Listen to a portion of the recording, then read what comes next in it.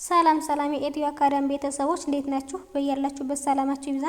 በዚህ ቻናል አማርኛ፣ እንግሊዘኛ፣ ሂሳብ እንዲሁም ሌሎችም የትምህርት አማራጮች ከጀማሪ እስከ ከፍተኛ ድረስ እያስተማርን እንገኛለን። ቻናላችንም አዲስ ስለሆነ ላይክ፣ ሸር፣ ሳብስክራይብ በማድረግ ቪዲዮውን እዩት። በኦንላይን መማር የምትፈልጉ ልጆች ካላችሁም ታች ላይ ስልክ አለ፣ በሱ ደውላችሁ መማር ትችላላችሁ ማለት ነው።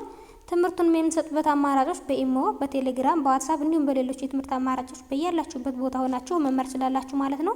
እንግዲህ በዛሬው ቪዲዮአችን አማርኛ በከቤተሰብ ቃላትን ምስረታ የሚል ይዤላችሁ መጥቻለሁ። እሱንም አንድ ባንድ አሳያችኋለሁ። ከኔ ጋር ቆዩ። እንግዲህ ይህንን ቪዲዮ እስከ መጨረሻው ድረስ በደንብ አድርጋችሁ ይዩት። ይህንን ቪዲዮ እስከ መጨረሻው ካያችሁት በቶሎ ይገባችኋል ማለት ነው። በቶሎ መጻፍ ትችላላችሁ፣ በቶሎ ማንበብ ትችላላችሁ ማለት ነው። እንግዲህ በመጀመሪያ ከከስከኮ ያሉትን ፊደላቶች ቆጥርላችኋለሁ። ከዚያም በኋላ ደግሞ በእያንዳንዳቸው ቃላትን እንመሰርታለን። ተከታተሉ። ከ ኩ ኩ ኪ ኪ ካ ካ ኬ ኬ ክ ክ ኮ እንላለን ማለት ነው። እንግዲህ እዚህ ጋር እነዚህ የማን ቤተሰቦች ናቸው? የከ ቤተሰቦች ናቸው ማለት ነው። አሁን ደግሞ ከታች ወደ ላይ እቆጥርላችኋለሁ ማለት ነው። ኮ ክ ክ ኬ ኬ ካ ካ ኪ ኪ ኩ ኩ ከ እንላለን ማለት ነው። እንግዲህ በእነዚህ በእያንዳንዳቸው ሶስት ቃላት መስርቼላችኋለሁ። ተከታተሉ። አሁን በከ የተመሰረቱን ቃላቶች እናያቸዋለን ማለት ነው። እንግዲህ ከበረ ይላል ማለት ነው። እንግዲህ ከ የከቤተሰብ የመጀመሪያዋ ናት። በ የበቤተሰብ የመጀመሪያዋ ናት። ረ የረቤተሰብ የመጀመሪያዋ ናት። እንግዲህ ሁሎችም የመጀመሪያ ድምጾች ናቸው።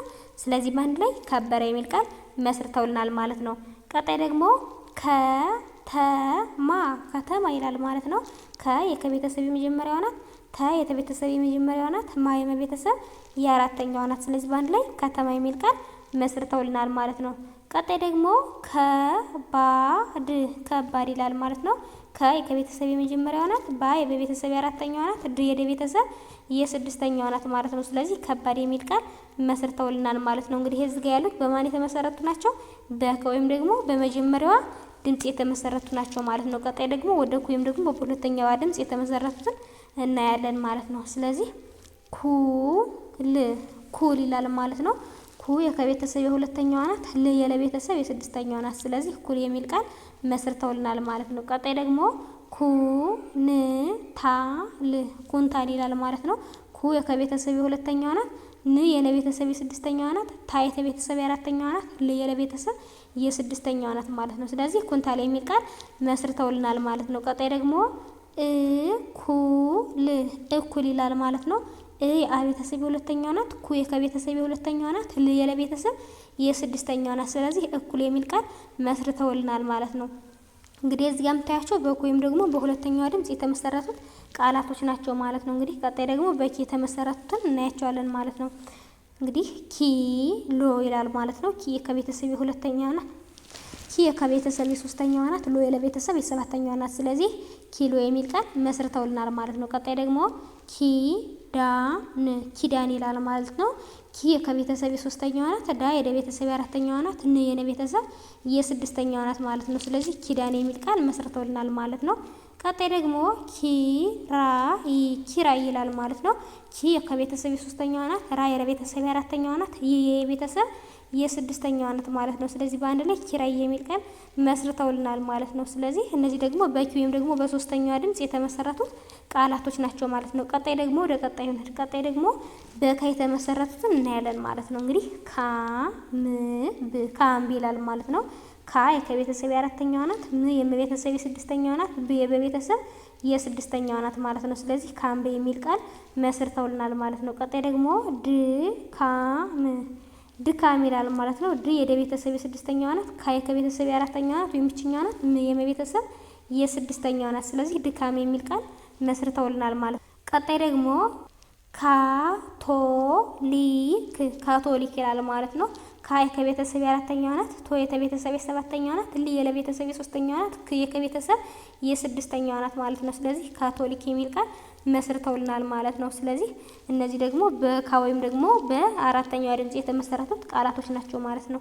ቀጣይ ደግሞ በኬ እናያለን። ኬ ማለት ደግሞ ይቺ ናት እንግዲህ ኬ ን ያ ኬንያ ይላል ማለት ነው። ኬ ከቤተሰብ የአምስተኛዋ ናት። ን የነ ቤተሰብ የስድስተኛዋ ናት። ያ የቤተሰብ የአራተኛዋ ናት። ስለዚህ በአንድ ላይ ኬንያ የሚል ቃል መስርተውልናል ማለት ነው። ቀጣይ ደግሞ ኬክ ይላል ማለት ነው። ኬ ከቤተሰብ የስንተኛዋ ናት? የአምስተኛዋ ናት። ከቤተሰብ የስድስተኛዋ ናት። እንግዲህ ሁሎችም የከቤተሰቦች ናቸው። ስለዚህ በአንድ ላይ ኬክ የሚል ቃል መስርተውልናል ማለት ነው። ቀጣይ ደግሞ ኬርለስ ኬርለስ ይላል ማለት ነው። ኬ ከቤተሰብ የስንተኛዋ ናት? የአምስተኛዋ ናት ማለት ነው። ር የረቤተሰብ የስድስተኛዋ ናት። ለ የለቤተሰብ የመጀመሪያዋ ናት። ስ የሰቤተሰብ የስድስተኛዋ ናት ማለት ነው። ስለዚህ ኬርለስ የሚል ቃል መስርተውልናል ማለት ነው። እንግዲህ እዚህ ጋር የምታያቸው በኪ ወይም ደግሞ በአምስተኛዋ ድምጽ የተመሰረቱት ቃላቶች ናቸው ማለት ነው። ቀጣይ ደግሞ ወደ ከ እንሄዳለን። እንግዲህ በከ የተመሰረቱ ደግሞ እነዚህ ናቸው። እነዚህንም እስኪ እናያቸው። ክንድ ክንድ ይላል ማለት ነው። ክ ከቤተሰብ የስድስተኛዋ ናት። ን የነ ቤተሰብ የስድስተኛዋ ናት። ድ የደ ቤተሰብ የስድስተኛዋ ናት። እንግዲህ ሁሎችም የስድስተኛ ድምጾች ናቸው። በአንድ ላይ ክንድ የሚል ቃል መስርተውልናል ማለት ነው። ቀጣይ ደግሞ ክፍል ክፍል ይላል ማለት ነው። ክ ከቤተሰብ የስድስተኛዋ ናት። ፍ ከቤተሰብ የስድስተኛዋ ናት። ል የለቤተሰብ የስድስተኛዋ ናት ማለት ነው። ስለዚህ ክፍል ይላል ማለት ነው። በአንድ ላይ እንግዲህ ሁሎችም የስድስተኛ ድምጾች ናቸው ማለት ነው። ቀጣይ ደግሞ ክብር ይላል ማለት ነው። ክ ከቤተሰብ የስድስተኛዋ ናት። ብ የበቤተሰብ የስድስተኛዋ ናት። ር የረቤተሰብ የስድስተኛዋ ናት። እነዚህም በተመሳሳይ የስድስተኛ ድምጾች ናቸው ማለት ነው። ስለዚህ ክብር የሚል ቃል መስርተውልናል ማለት ነው። እንግዲህ እዚህ ጋር በክ የተመሰረቱ ናቸው ማለት ነው። ቀጣይ ደግሞ በኮ ወይም ደግሞ በሰባተኛዋ ድምጽ የተመሰረቱትን እናያለን ማለት ነው። እንግዲህ ኮከብ ይላል ማለት ነው። ኮ ከቤተሰብ የሰባተኛዋ ናት። ከ ከቤተሰብ የመጀመሪያዋ ናት። ብ በቤተሰብ የስድስተኛዋ ናት። ስለዚህ በአንድ ላይ ኮከብ የሚል ቃል ተመስርቶልናል ማለት ነው። ቀጣይ ደግሞ ኮሌጅ ይላል ማለት ነው። ኮ ከቤተሰብ የሰባተኛዋ ናት። ሌ ለቤተሰብ የአምስተኛዋ ናት።